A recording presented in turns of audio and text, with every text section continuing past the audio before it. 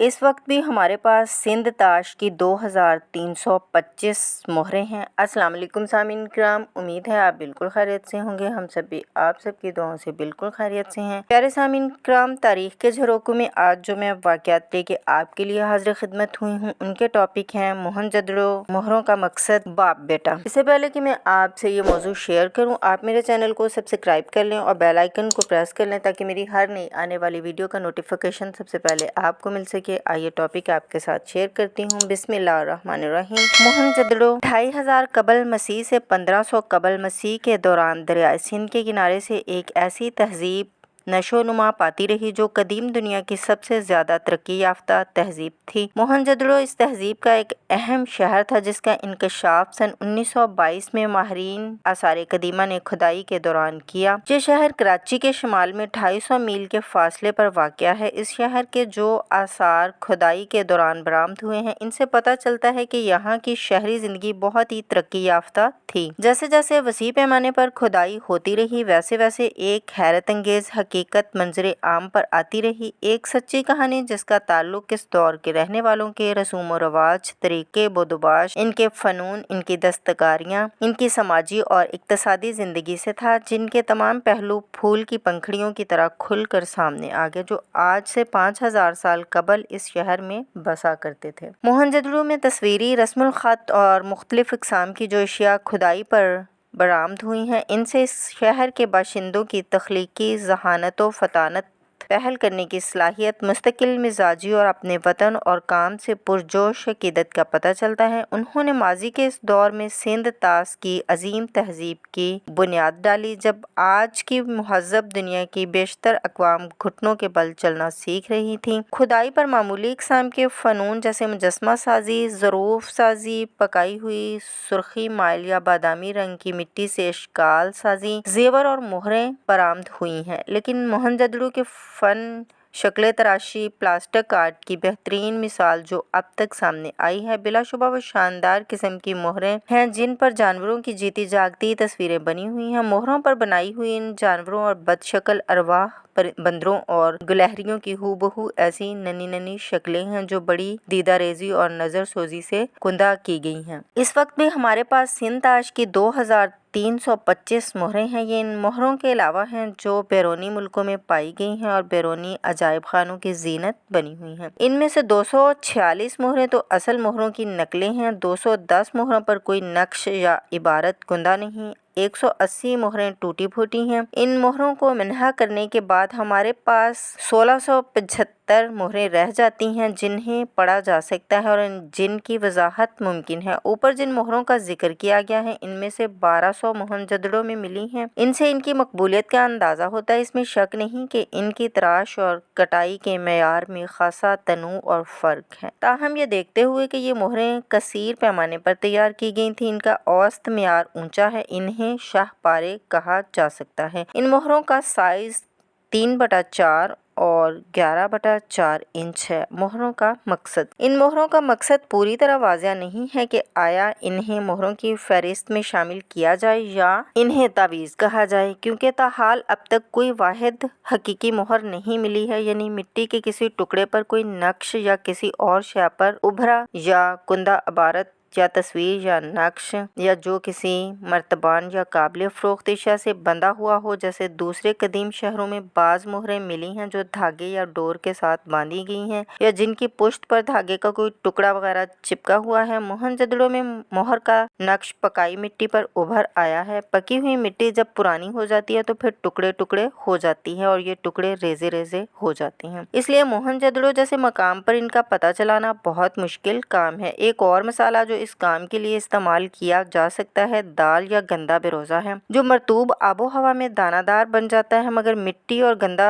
बेरोज़ा के कोई बाकियात या आसार तलाश पर भी ना मिले। अलबत्ता एक इमारत में एक तालाब की दीवार से पानी रिसने की रोकथाम के सिलसिले में पकी हुई मिट्टी मिली है। जॉन मार्शल की राय में ये मोहरें खास और बतौर ख़ास मिट्टी के सींग पर ठप्पा लगाने के लिए इस्तेमाल की जाती थी, जिनकी मिट्टी को کافی پکایا نہیں گیا ہو یا وہ خصوصی قسم کی ہوں۔ موہنجودڑو جیسے مرطوب علاقے میں ان کا محفوظ رہنا ناممکن ہے۔ اس کا امکان ہے کہ مٹی کی مہریں موہنجودڑو میں اس وجہ سے دستیاب نہیں ہوئیں کیونکہ یہ محض ٹھپا لگانے کے لیے استعمال ہوتی تھیں۔ بابل کے مقام پر یوکھا میں ٹھپے ملے ہیں جنہیں ڈاکٹر شیل نے شائع کر دیا ہے۔ مٹی کے اس مہر کے ٹھپے پر ایک سانڈ کی ابری ہوئی تصویر ہے جس کے اوپر ایک سطر میں ابھرے حروف میں تصویر رسم الخط سے کچھ تحریر ہے۔ سانڈ کی شکل اور تصویری رسم الخط کی ہیئت مہروں سے مماثلت رکھتی ہے اور مہروں کی پشت پر بعض ایسے نشانات ہیں جیسے کوئی سوئی دھاگا یا کوئی اور شے سے یہ باندھی گئی ہو۔ یہ گانٹھ یا گٹھے قسم کی ایک ایسی چیز سے بندھا ہوا ہوگا جو غالباً ہندوستان سے آئی تھی۔ ان مہروں کے استعمال کے بارے میں ایک اور خیال یہ ہے کہ ان کا مقصد پکی ہوئی مٹی کی اشیاء پر ٹھپا لگانا نہیں تھا بلکہ دوسری اشیاء پر رنگین نقش یا چھاپ لگانا تھا، مگر اس خیال کو جارج مارشل نے اس بنا پر مسترد کر دیا کہ اگر ان کا مقصد یہ کچھ ہوتا تو پھر انہیں اتنا گہرا تراشا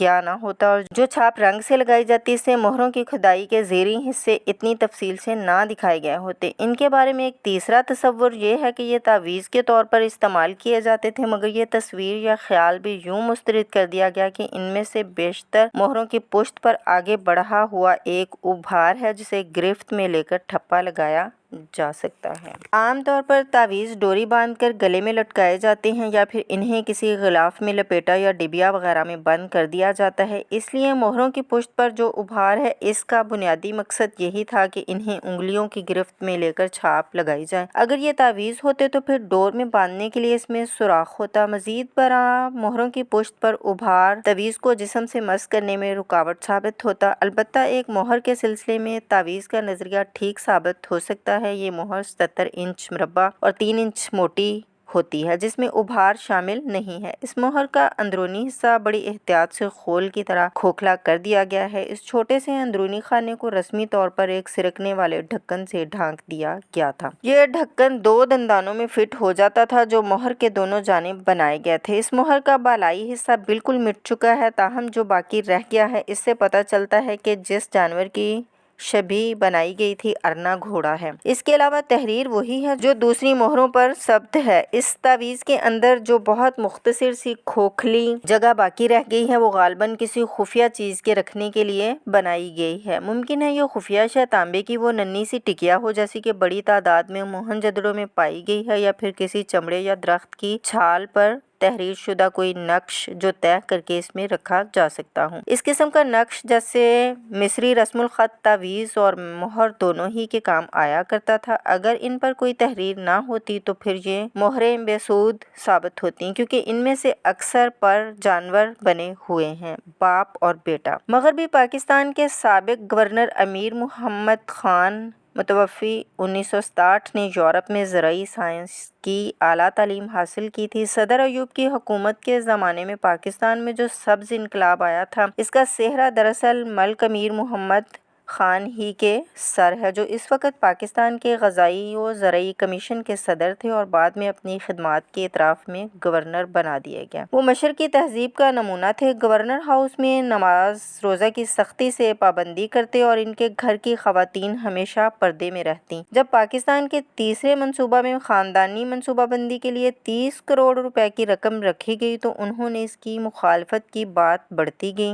یہاں تک کہ صدر ایوب نے جھنجھلا کر کہہ دیا کہ اگر آبادی کی روک تھام نہ ہوئی تو ایک وقت وہ آئے گا جب اناج کی کمی کی وجہ سے ایک پاکستانی دوسرے پاکستانی کو بھون کر کھا جائے گا۔ خوشی صرف اس بات کی ہے کہ اس وقت میں زندہ نہیں رہوں گا۔ ملک امیر محمد خان نے ستمبر 1966 میں گورنری سے استعفیٰ دے دیا اور اپنے آبائی وطن کالا باغ چلے گئے جہاں ان کے کھیت اور باغات تھے۔ یہاں ان کے گھر پر جائیداد کا جھگڑا شروع ہوا۔ بالآخر ایک روز وہ خود اپنے بیٹے ملک محمد اسد خان کے خلاف رائفل لے کر کھڑے ہو گئے۔ انہوں نے اپنے بیٹے پر گولی چلائی مگر وہ کندھے کو زخمی کرتی ہوئی نکل گئی۔ اب بیٹے کی باری تھی۔ اس نے 6 گولیاں اپنے باپ کے جسم میں اتار دیں اور وہ وہیں موقع پر ختم ہو گئے۔ وہ شخص جس نے خاندانی منصوبہ بندی کو قتل قرار دے کر گورنری کے عہدے کو چھوڑ دیا تھا، آخر میں اپنے بیٹے کے خلاف بندوق لے کر کھڑا ہو گیا۔ اگرچہ اس مقابلے میں جوان بیٹا بوڑھے باپ پر غالب آیا اور نتیجہ برعکس شکل میں برآمد ہوا۔ تو پیارے سامعین کرام، کمنٹس میں لازمی بتائیے گا کہ آج کا یہ واقعہ آپ کو کیسا لگا۔ اچھا لگا ہو تو دوستوں کے ساتھ بھی شیئر کیجیے گا۔ اجازت دیں، ملتے ہیں کسی اور ویڈیو میں کسی اور واقعہ کے ساتھ۔ اپنا خیال رکھیے گا، دعاؤں میں یاد رکھیے گا۔ اللہ حافظ۔